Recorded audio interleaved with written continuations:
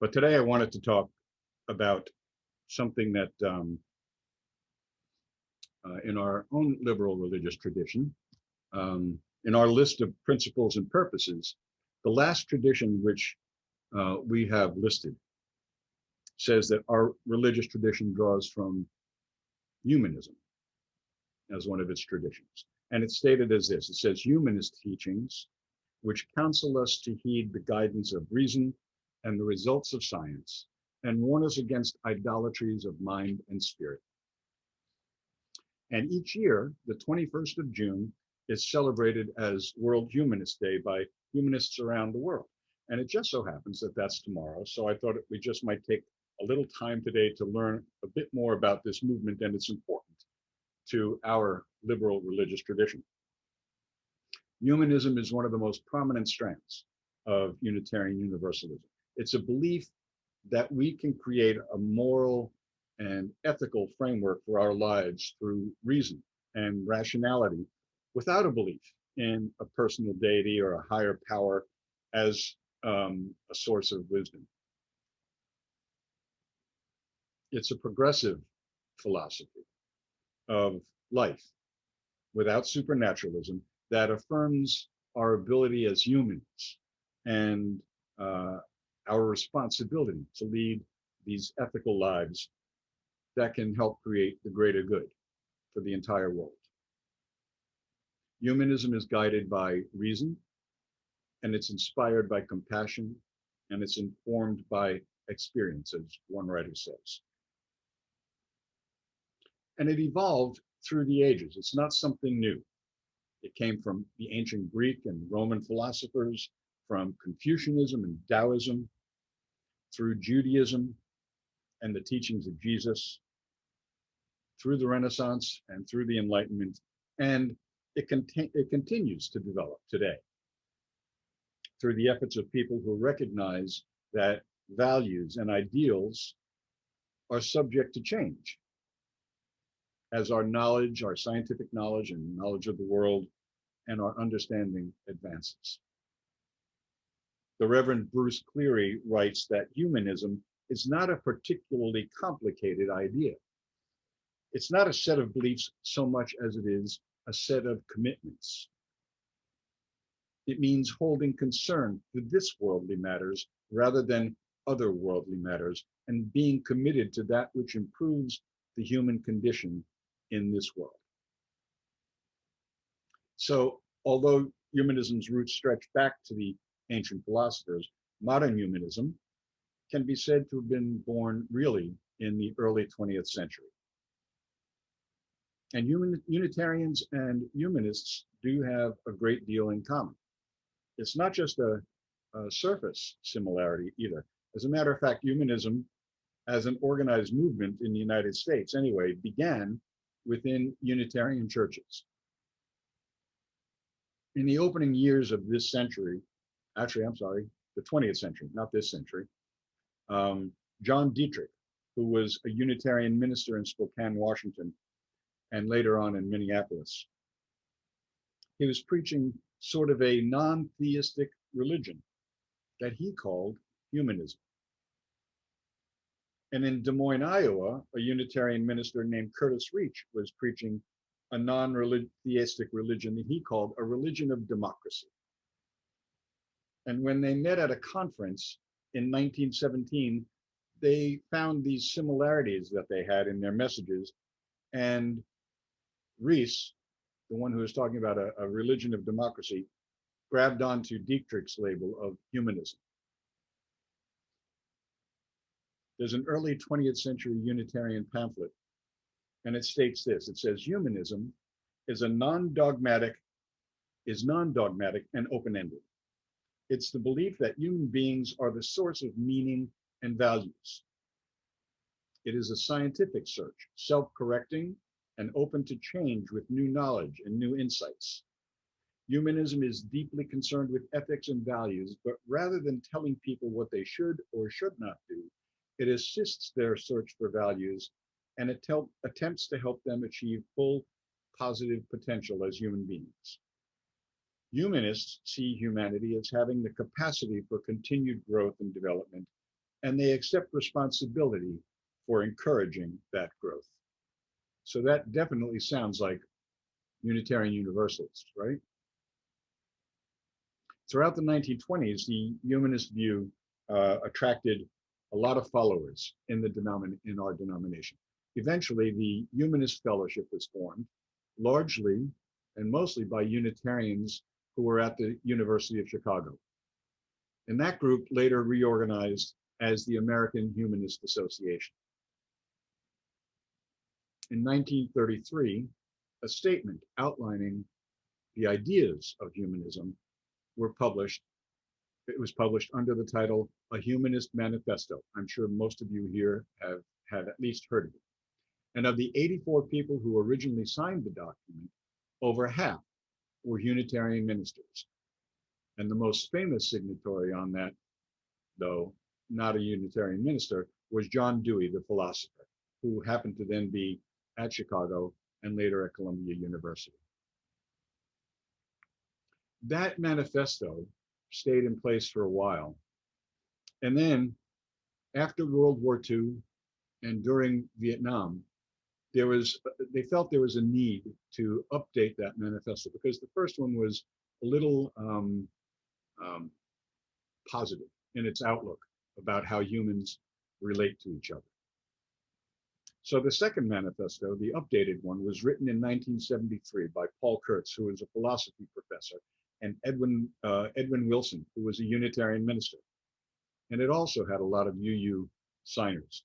It was intended to update that previous manifesto. It begins with a statement that the excesses of Nazism and recent wars, meaning Vietnam, had made the first seem far too optimistic. And this one is slightly less optimistic than the previous version, and it's longer, and it addresses more specific public policy issues like racism and gender issues. In the end, it says, we are responsible for what we are and for what we will be. No deity will save us. We must save ourselves. Again, in 2003, it was updated, and the American Humanist Association published the Humanist Manifesto 3, which was subtitled Humanism and Its Aspirations. One Unitarian Universalist was among the 5 people who wrote it. His name was Ed Doerr, who was president of the Americans for the Separation of Church and State. The third manifesto, though, doesn't refer to humanism as a religious movement as the first manifesto did, and it's much shorter even than the second. It only lists 6 primary beliefs. It says knowledge of the world is derived by observation, experimentation, and rational analysis. Humans are an integral part of nature, the result of unguided evolutionary change. Ethical values are derived from human need and interest as tested by experience.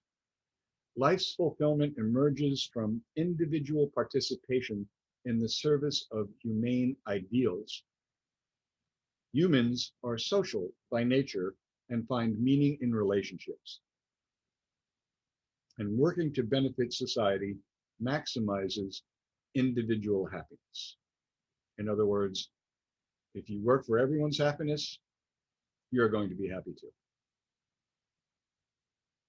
It states that the life stance, it says, of humanism, guided by reason, as I read before, inspired by compassion and informed by experience, encourages us to live life well and fully. So 88 years have passed since that original Humanist Manifesto, 48 years since the second, and 18 since the third. And I'm going to take the links to all of those, all 3 of those, and send them out as a blast to everyone so you can read those for yourself. I think it's important that you read them.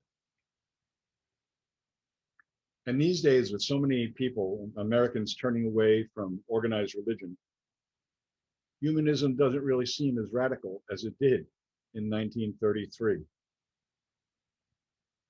But for a faith like ours to hold humanism as one of its primary sources, think about that. That's still pretty radical. And it sets us apart from most other religious traditions. The beauty and the strength of a liberal faith is that we can embrace all these different religious ideas and philosophies and perspectives really without contradiction. At times, for example, we may identify as atheist, we may identify as agnostic and humanist. I know for myself, I've changed over the years. I would at one time call myself a strict theist. Another time, as I grew, I said, well, I'm not so sure. I called it agnatheist. I'm still that. I call myself, I think a few weeks ago, I told you, a Christo-Buddha agnatheist. I follow the teachings of Jesus, of Buddha. I'm an agnostic who leans toward atheism. And in that sense, I'm a humanist. Perhaps you find yourself in a similar situation. Humanism is deeply embedded in our tradition. The Reverend Cleary, who I referred to before, he says, Unitarianism is not about beliefs, it's about values.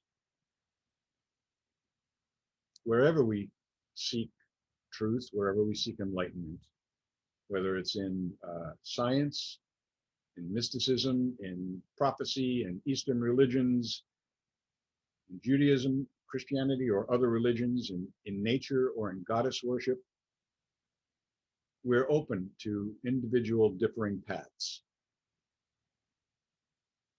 and to personal truth that over time may contradict our previously held beliefs. Remember Walt Whitman, who says, do I contradict myself? Let me contradict myself then. I contain multitudes. And this is a freedom that UUs hold dear. This is important to us. And when we combine that with the rationality of humanism, it seems like we have all our bases covered. You know, I joke around with friends of mine who may not be Unitarians, will say to me, well, I'm going to pray for you. And I say, that's great, because I want all my bases covered. And so those two perspectives allow for a diversity that leads us to grow in our individual and our corporate lives and in the efforts we make to create the loved community.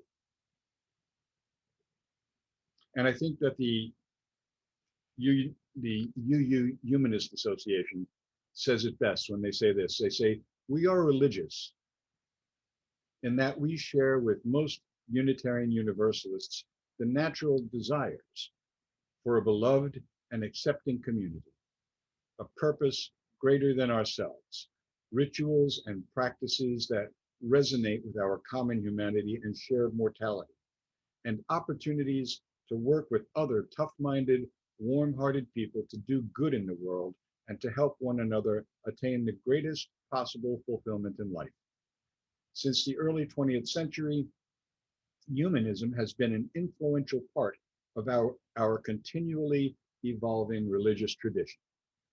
Unitarians and Universalists have always trusted in reason and affirmed the findings of science. We take the intellect seriously. We know deeply that each person is on a search for truth and meaning in life. In 1934, a year after he signed the Humanist Manifesto, John Dewey published a little book entitled A Common Faith. And he distinguishes in it between religion, which he describes as a specific set of beliefs and which he doesn't like, and religious, which is a specific quality of experience, and he does like that. And so he says that there is a religious dimension to human experience, whether or not one holds the beliefs of a specific religion.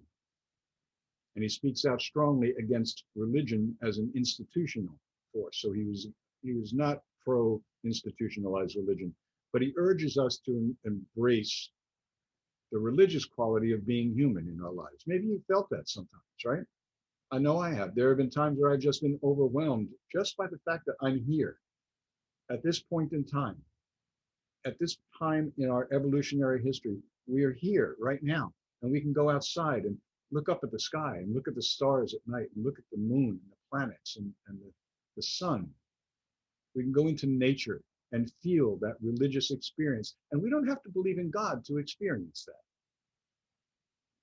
That's what Dewey is talking about.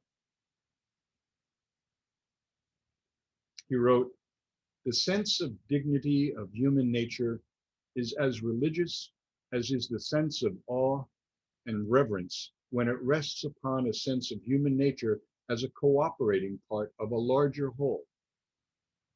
Understanding and knowledge also enter a perspective that is religious in quality. Faith in the continued disclosing of truth through directed cooperative human endeavor is more religious in quality than is any faith in a completed revelation." Let me read that part again. Faith in the disclosing of truth through directed human endeavor is more religious in quality than is any faith in completed revelation. Any activity, he says, pursued on behalf of an ideal end against obstacles and despite threats of personal loss because of conviction of its general and enduring value is religious in quality. Those are wise words.